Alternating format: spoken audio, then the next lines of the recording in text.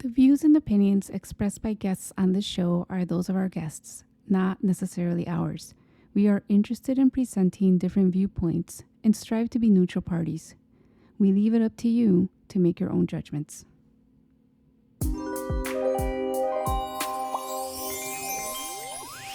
Welcome to Vision Chat, a podcast about spiritual topics, with your hosts, Virginia and Stine. Hello and welcome to another episode of Vision Chat. Today, Stine and I are interviewing Sarah Rathke. Sarah is an evidential medium, channel, and teacher. She is a vetted professional medium on the Very Soul platform and has completed the professional medium mentorships with Allison Gannon and Colin Bates. Sarah co-hosts the podcast Medium Curious with Jane Morgan, a show that normalizes the paranormal with heartfelt stories, expert guests, and humor and joy. While Sarah is a classically trained orchestral musician, she is most certainly not a natural-born medium. She only discovered mediumship after the death of someone close and realized that it is possible for everyone to connect not only with their loved ones in spirit, but to the greater wisdom of consciousness. Sarah's grounded approach to mediumship maintains that we are all interconnected, and this connection of love supersedes all else, is available to everyone, and continues beyond the physical. Sarah, thank you so much for joining us. Woohoo! Thanks for having me on. I'm so Yeah. excited to be here. We're excited to have you. You want to start us off by telling us more about yourself? Oh, well, I I think that pretty much says what I'm currently doing, but what that bio doesn't include is that I'm also a mom to 3 kids. I have 2 teenage boys and an 8-year-old girl. And I just love mediumship. It's something that I didn't grow up with. I didn't realize was possible. I'm not one of those people that had mediumship or mystical or paranormal experiences that I can remember as a kid. And I came to mediumship in my adult life. So my entrance into it is that people can learn how to do this. You don't have to be one of those people. A lot of mediums, when they were kids, had these huge mystical experiences and they knew always that they had these gifts, but I was not one of those people. I developed much later on. It's so interesting because I keep hearing that more and more. And Yeah. I like that it normalizes it. And it's just something that, like you don't have to have that background to be able to do this and that you can learn how to do it. Everyone can do it. That's right. Absolutely, 100%. And so I have a podcast with Jane Morgan, and what our goal in our podcast is, I think it's pretty much what you ladies are doing here, is trying to normalize this, talk about it, put it into the everyday, and how we can incorporate it into our everyday lives. So leading a mediumship type lifestyle is also a part of what I've discovered. And it's just been so rich and so beneficial to me in my own personal life. And I can't imagine doing it any other way. There is a few different types of mediumships. Do you want to talk a little bit about what type of mediumship you do? Sure. So I am an evidential medium, which means that when I connect to your loved ones in spirit, it is really important that I bring through evidence that who I'm connecting with is indeed your loved ones.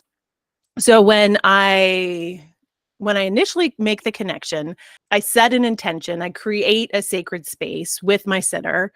I let the sitter know what I'm going to do, which is to collect information, collect impressions, collect whatever spirit uses to connect with me. And I deliver that to my sitter and they can validate it. They can let me know if the information that I'm getting makes sense. And as I get the information, I hand it over, and it's not my job to determine what the information means. It's not my job to make up a story. It's my job just to hand over the information to the sitter. And so that information has to be recognizable to the sitter. It has to show an essence of personality. It has to bring up certain facts. It has to bring up things that I wouldn't have known otherwise, in order to let the sitter know that their loved one is still with them, that that our love continues way beyond the physical. I have a little strange, or like, I don't know if it's very ignorant question about Yeah. mediumship, but I know some people, they're like, oh my God, do you see everything? Can you just go in a store and be like, oh, like her mother is over there and she So wants to say this? I think there are some mediums that can do that. And I think it's really become Hollywoodized too. Is it the Long Island medium where she travels around and they film her, and she will see people out and about. And that's not at all how I do it. If that ever happens, it's because I'm having a conversation with somebody, and sometimes I will feel spirit. Do you know all about the clairs? There's clairsentience, there's clairvoyance, and same as psychic work too. There's what's the smell that we discovered, Virginia? Oh, clairsentience. Is it clairgustance or something like that? Oh, I think clairgustance too. I don't remember that one. When you get smells, yeah. Well, there's Clairaudience. the taste one. There's a Oh, taste that's the one. clairgustance. Maybe that's clairgustance. I don't know what the wrong one is.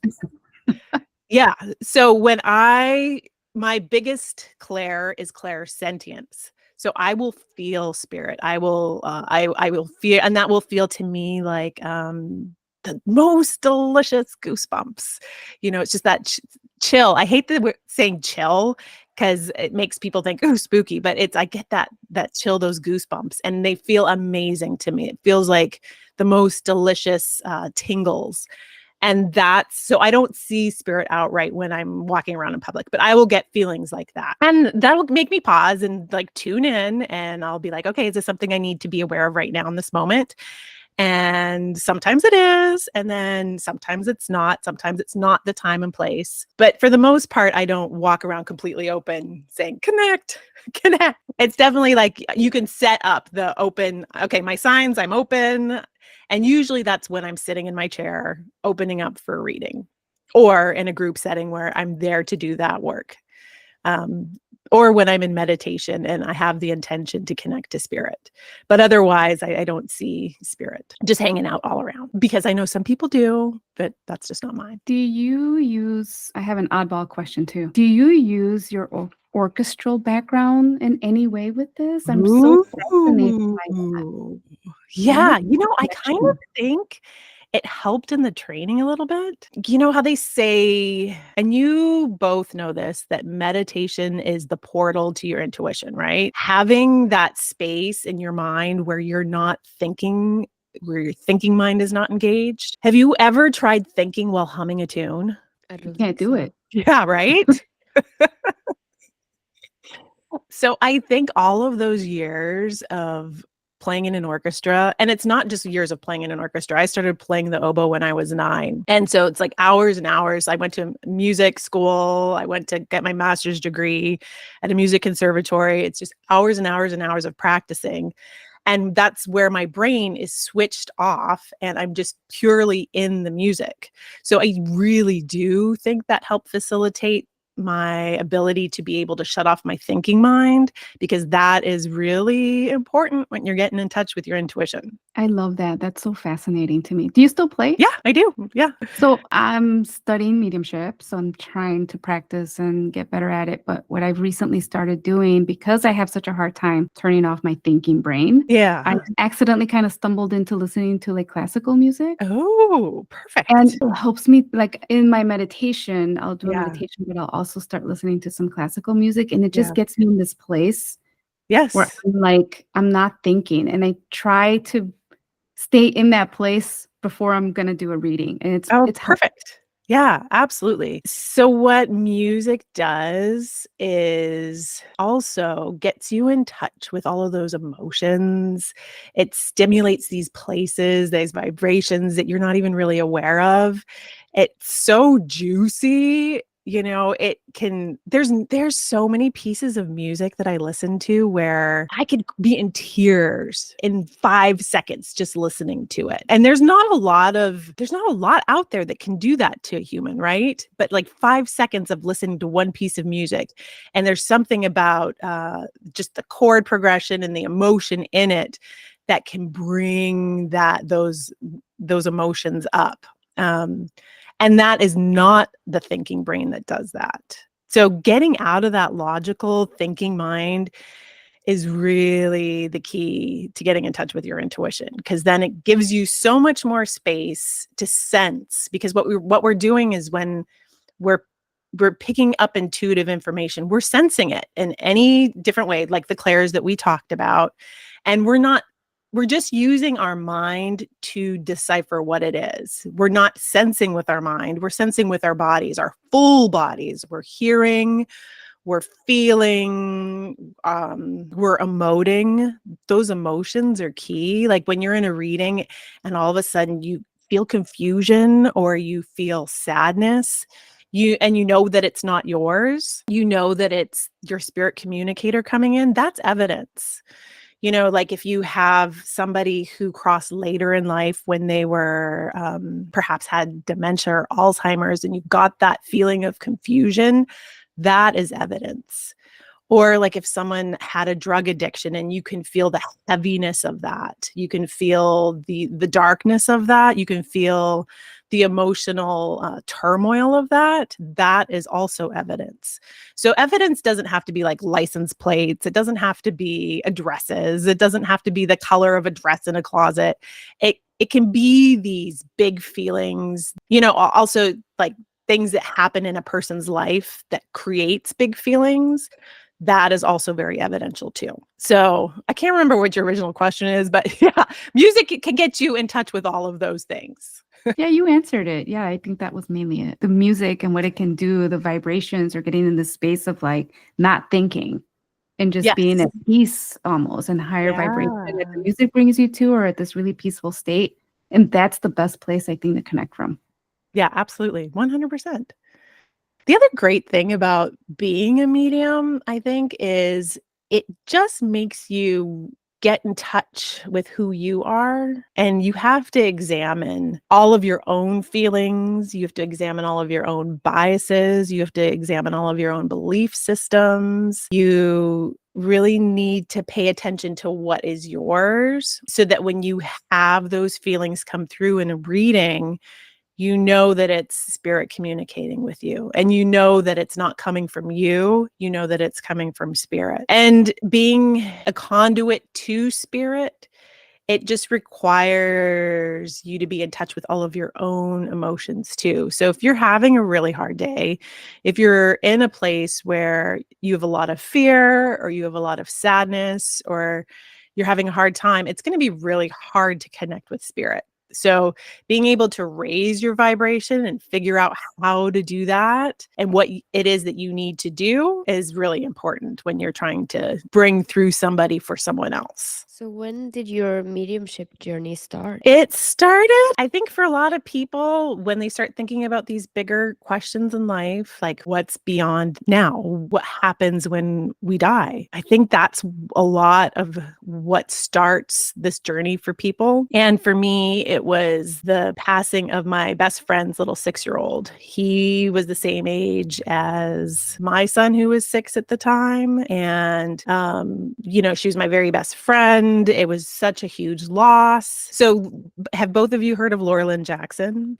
No. You need to check her out. She's this phenomenal, amazing psychic medium. And she happened to be the sister of a friend of ours. Shortly after my friend's son passed, Caleb, after he passed, she reached out to my friend Eliza and said, get in touch. I can give you a reading. At that time, Eliza was like, okay, I don't know what this means. I'm not quite sure. But then she did get a reading from Laura Lynn, and it just was mind blowing. It helped her be at peace to know that her little boy was safe, that he was not in pain, that he was okay, that he was right there with her without him being in the physical. He knew what was going on in her life.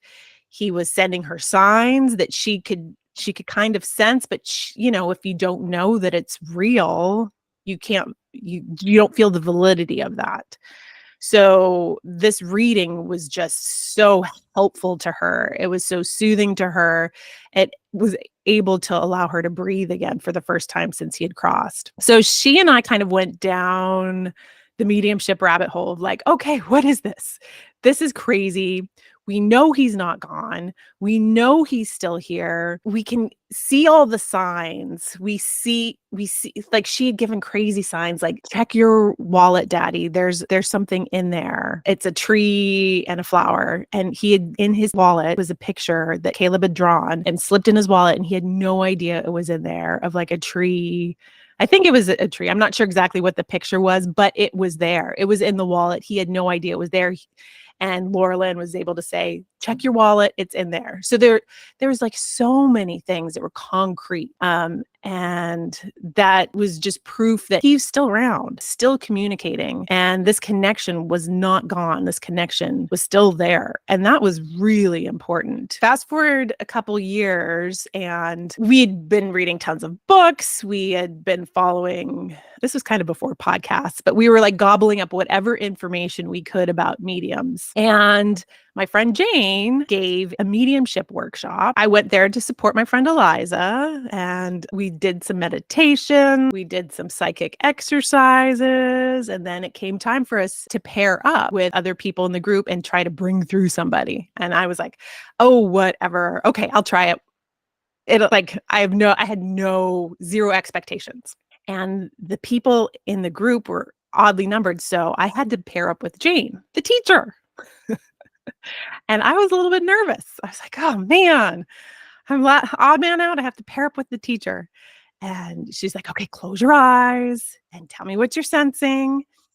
And in the corner of my eye, I saw this head pop up. And he was bald. And I was able to bring through all of these things that I didn't know that I could know. It's like, oh, he lives on the East Coast. He's into Shakespeare. Like all of these details I had no idea. And she's like, yes. And it turns out it was her ex-boyfriend that she had banned from coming through. And she couldn't turn him down because he was coming through for me, a newbie who had never brought anybody through ever before.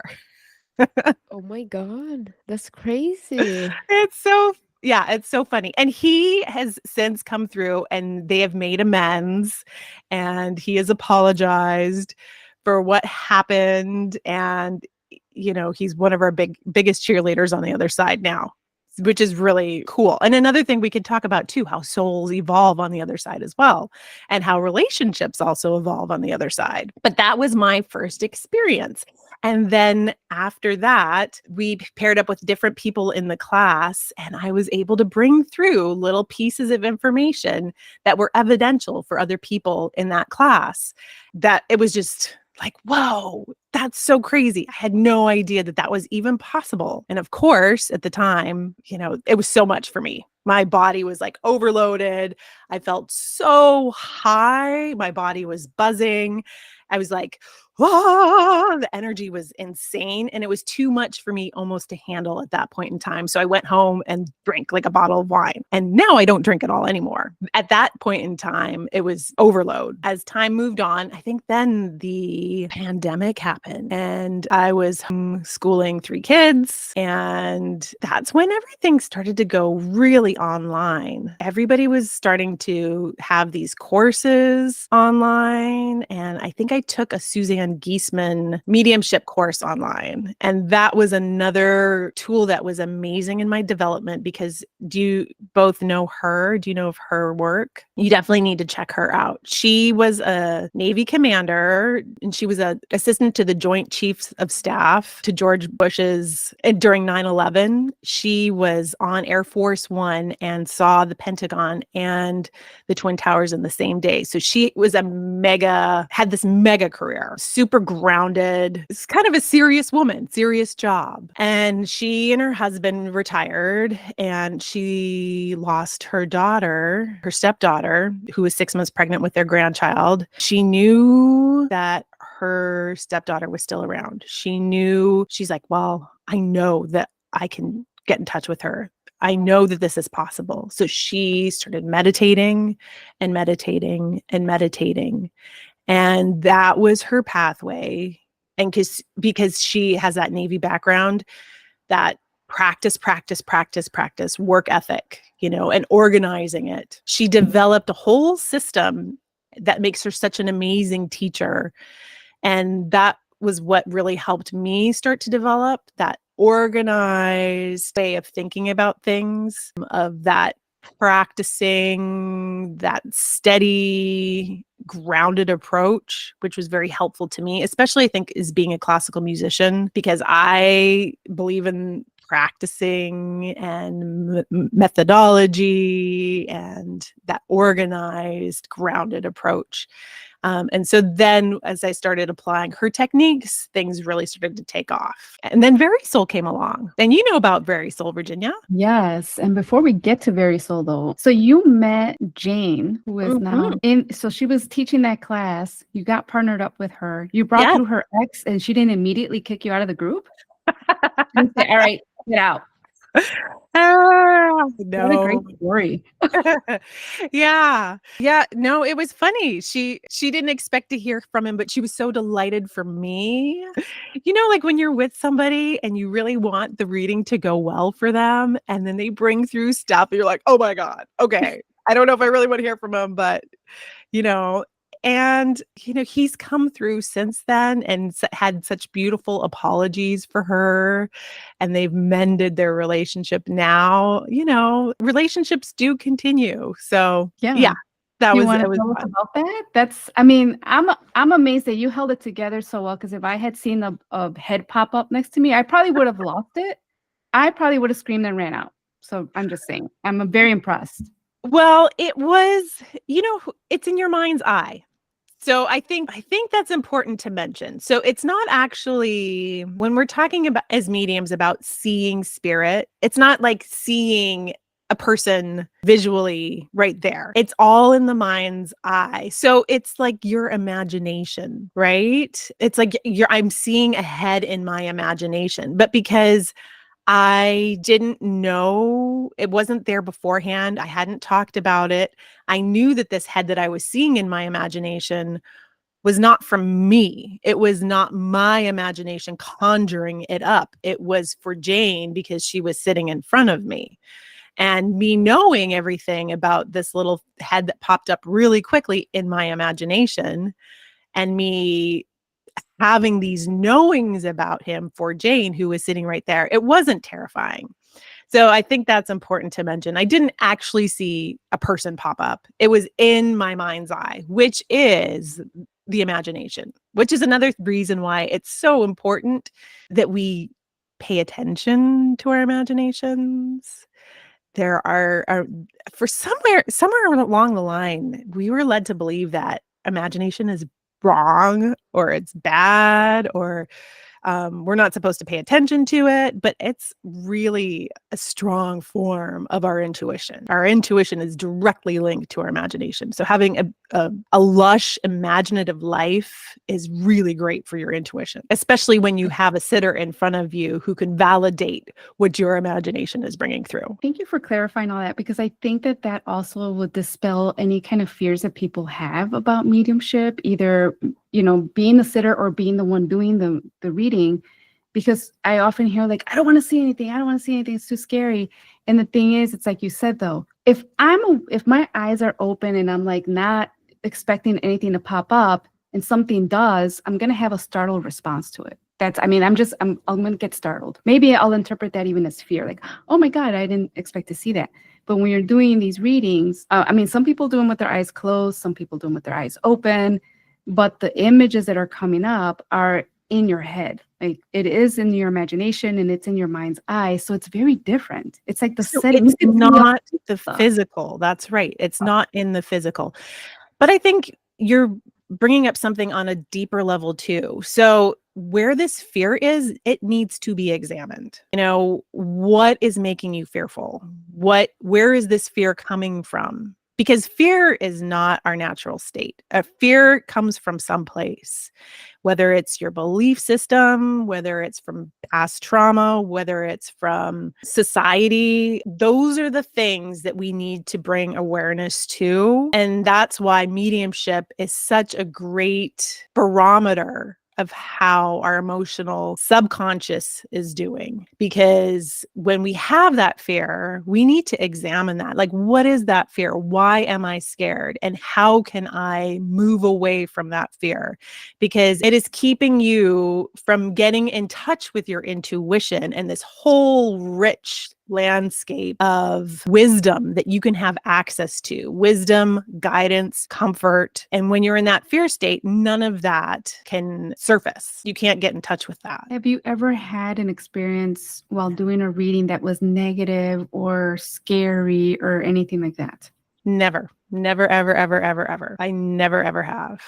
So that first experience with Jane, when I was really high from the energy, I had to go home and drink a bottle of wine. That was pretty much the scariest thing for me. Like, having that energy, having all of that surge, that high vibration, because I wasn't running that all the time. I wasn't running that high vibe 24/7. Now I have been not forced, I have delighted in working through all of my belief systems, all of my biases that I can get in touch with, all of my fear. I have looked at all of that as much as I can, much as that I'm aware of, so that I can move into that high vibe, that high vibration all the time. So now when I am aware of spirit, it is love, it is compassion, there's no fear, because fear is of low vibration. Fear is of this dimension, this 3D dimension. Fear comes from the mind.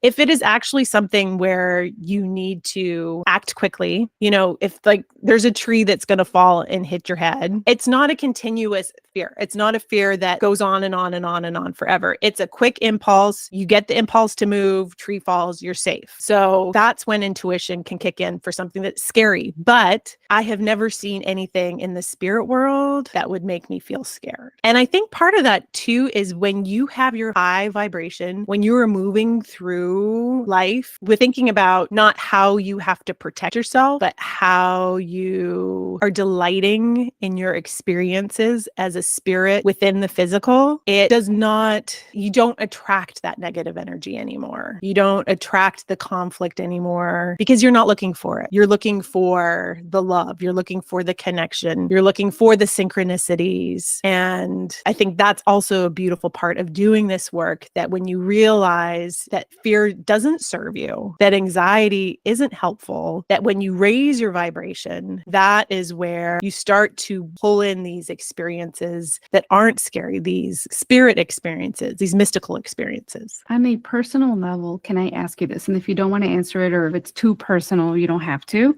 But I'm really curious about, you said so after that experience, you went home, you drank a bottle of wine, you don't drink anymore. Is there a reason for that? Yeah, actually. So as I started to develop as a medium, I found drinking to become intolerable. The feeling of, when you take that first drink, it's that high buzz that you get and that everybody likes. And then as you continue to drink, you kind of get dampened down.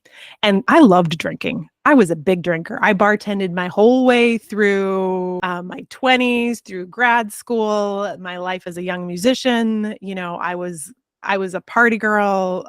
It was fun. I loved drinking. It send me to a party, give me a drink. I could talk to anybody. It was super fun for me, but it did come with, some repercussions. There's also the heaviness that weighs down after a while. And I realized, looking back on it, that I drank because it kind of dampened me from taking on everybody else's energy. It kind of protected me from feeling everything that everyone else was projecting out there, because I was unaware about energy. I was unaware that what was going on. I was unaware that I was pulling in other people's feelings and taking them as my own. And alcohol felt like it was protecting me in that way. But now that I had this awareness of energy and I would drink, as soon as I would drink, it felt like someone was throwing a wet blanket on top of me. And I could no longer sense energy. And it felt like it was immediately lowering my vibration. And I know that it's not the same for every person, and this is just how it personally affected me. And so as I continue to do more and more energy work, the feeling of even just a sip of alcohol was so intolerable that it was easy for me to let it go when it had been such a huge part of my life. Thank you for sharing that. And you've just filled in like this gap for me, because the same thing happened to me. And I've not been able to get any answers, not even for myself. I'm like, why did this happen? It was an unintended consequence of starting to do energy work. Yeah. So I started to get into it, not specifically mediumship, because I started with psychic development first, but I used to love my wine. I used to love, drinking beer, like hot summer day, go for that beer. I come home after work, have that glass of wine. I had these really beautiful glasses. I mean, I loved it. So what happened, started doing the classes, and Stina's sick of hearing the story because I keep telling the same story. Sorry, Stina. But I would drink, and I started doing the classes, and I felt sick. Yeah. My head hurt. I was like, why am I feeling like the after effects of drinking without feeling the good part? It started feeling really terrible to me. Yeah. And I forced the issue, and I kept trying, like, let me try again. Yeah. And I couldn't. Yeah. And I can't. I completely stopped. It's such a huge part of our culture. It is the way that people connect with other people. And it's a social lubricant. It is so ingrained with how we socialize. It's a very hard thing to let go. I lost friends. I believe it. Yeah. Relationships changed, and I think I make some people uncomfortable when everybody's drinking. And they're like, "Here, have a drink," and I'm like, "No, thanks, I'll have water." And they're like, "Why are you not drinking?" I've had people, "Why are you not drinking?" Yeah. I want to drink, thanks. But it does make people feel really uncomfortable. So it is. It's opened my eyes to that too. It's really interesting. That is really interesting. I do feel like I've talked to so many mediums who don't drink, and it's probably all for the same reason. We're just so sensitive, and it really is a depressant. It really like that, even just a little sip, I can feel my senses not being online anymore. Yeah, it's so fascinating. Yeah. So thank you for sharing. I'm not alone. Like, I think this is in my head. Not at all. Do you have any stories where you either surprised yourself or somebody else with your mediumship? I think sometimes it's like my kids. I have two, like I mentioned, I've got teenage boys. I don't want to say too much because I don't want to embarrass them, but I think just like sometimes like be walking with them and be like, "Hey, I know what you're thinking right now. Like, you're going to do that, aren't you?" And they're like, "Ah." But I also like to play psychic games with my kids. It's fun, like trying to guess numbers or cards. Or I played this game with my kid and told him to think of an image and project it right here on his third eye. And I was like, "Rhinoceros." And he's like, "Oh my God." And he went and grabbed a picture that he had drawn of a rhinoceros and was like, "This is what I was thinking." I was like, "That's exactly what I saw." So those kind of things are super cool. Just like that, those fun little exercises. Would you call that telepathy? I think so. Yeah. Yeah, telepathy. I mean, it was just like a psychic game. I also like to play psychic games. We have like a Wordle. This is like so like a mom chain of Wordles that goes around, and sometimes like we'll get it in like one or two, and it's like, "Oh, that was a psychic hit today," But it's like fun, seeing what's in there, seeing what you can can get. Like, I think being aware that you can get stuff psychically can be really, really, really fun. It can be really joyful, and people can have a lot of fun with it. It's so cool that you use it with your kids, because I feel like that's going to maybe inspire some parents to want to take up psychic development classes and mediumship classes. Like extra layer of parenting right there that you never knew existed. Well, I think it's important to teach our kids to get in touch with their intuitions, because now more than ever, they're bombarded by so much information. There's so much information out there, and they have access to unbelievable amounts of media, internet, by each minute, by each year, the amount of like AI. There's this level of discernment that we need to be teaching our kids now. It's very different from, I'm older than you guys, but when I was in school, it was just like reading books, memorizing facts. That was important. And now we have to discern if it feels like our truth. Does this resonate with me?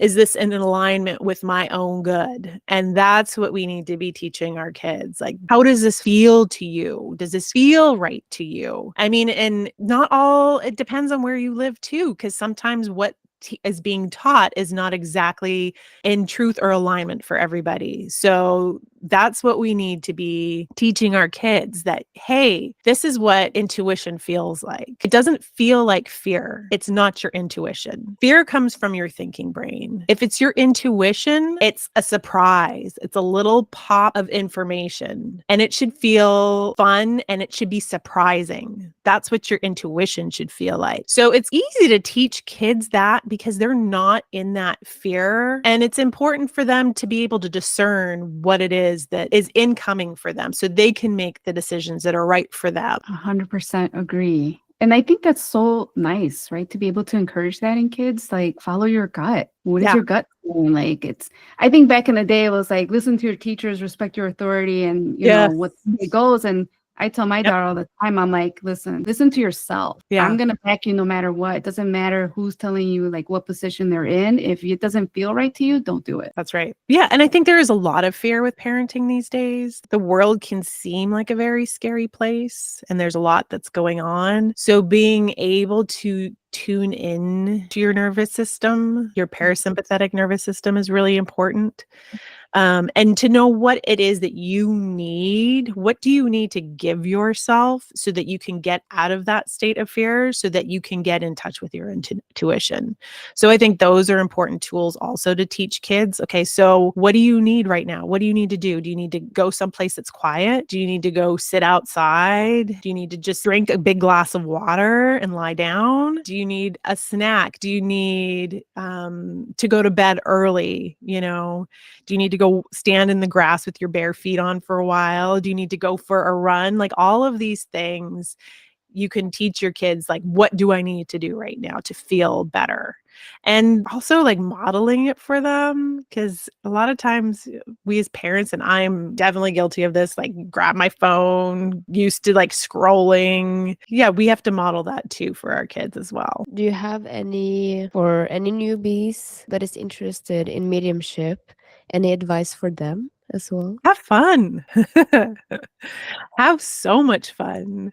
It should be delightful. A lot of people, I think, come to mediumship with this like really serious, like the serious solemnness. And I think whatever we do that is fun and enjoyable to us is something that we're going to succeed at. So if we find delight in something, if we get information intuitively and it's right, celebrating that, woohoo, we got that right. Celebrating what you get intuitively, celebrating, you know, when you are doing a reading and something comes through clearly, because when you celebrate what goes well, more of it happens, more of it. Because I think a lot of times, especially people who pursue mediumship, are very sensitive and can beat themselves up quite a bit.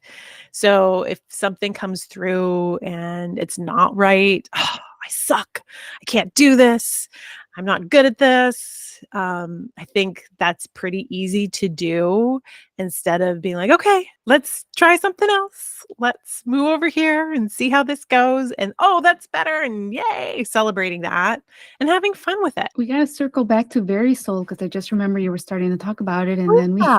we didn't.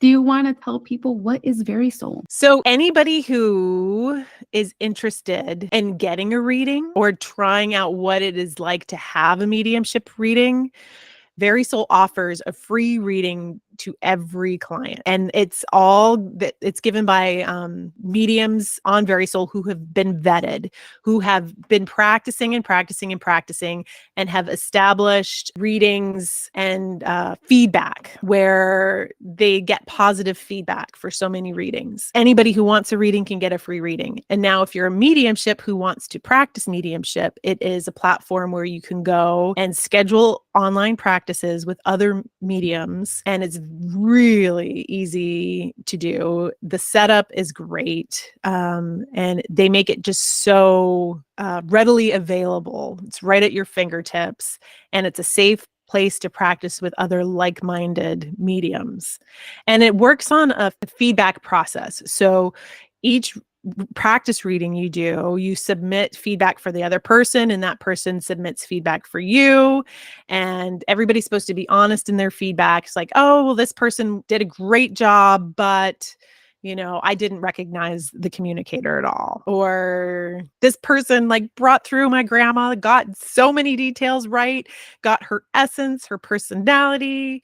So all of that feedback gets looked at, and then as you start to practice more and more and more and more, you get better and your feedback gets better and you start to move on up. And then I think the highest level is professional medium, and then coaching and group sessions. And it's just such a wonderful, wonderful place for anybody to check out mediumship. It is an amazing tool, I think, both for people that just want a reading and they don't know where to go, or maybe don't have the money for it. And, they can get someone to read for them. And then also just for developing mediums who want to practice and just want to get better and be more ethical in their practice and just be, all around more professional too. It's a great platform.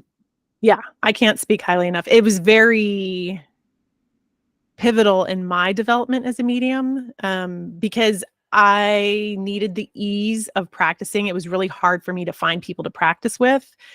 And this just made it so easy, and I could only practice within certain hours while my kids were at school. So I just practiced my heart out. I clocked in hundreds of practice readings and met some amazing people along the way. I got some wonderful readings myself, and it's definitely an outreach program too. So once they know that you can give a really quality reading, then you can give readings to the public. Then you can give donated readings. And some of these readings that I've given people are people that are in fresh grief, people that really need to hear from their loved ones, people that need to know that their loved ones are still there, that their loved ones are still a part of their lives. And to be able to give that to somebody who had no idea that that was available is just, it's so enriching. And Very Soul does it so beautifully. I can't speak highly enough about Very Soul. And it's like you said, it's just such a healing experience. Yeah. What's next on your journey? Keep doing this work.